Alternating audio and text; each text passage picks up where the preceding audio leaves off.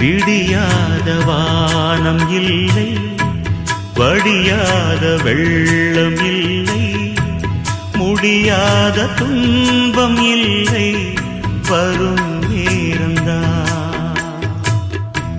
மழை வேகம் மாறக்கூடும், புயல் வீசி ஓயக்கூடும், இளவேனில் ஆகக்கூடும், எதிர்காலந்தான். உன் நினைவு திரும்பி வரும், உள்ளுணர்வு அரும்பி வரும், வாழ்வு நம்மை திரும்பி வரும். கலங்காமல் நானும் காத்திருப்பேன், இடி தாக்கினால் இரண்டாகுமா எந்த நான்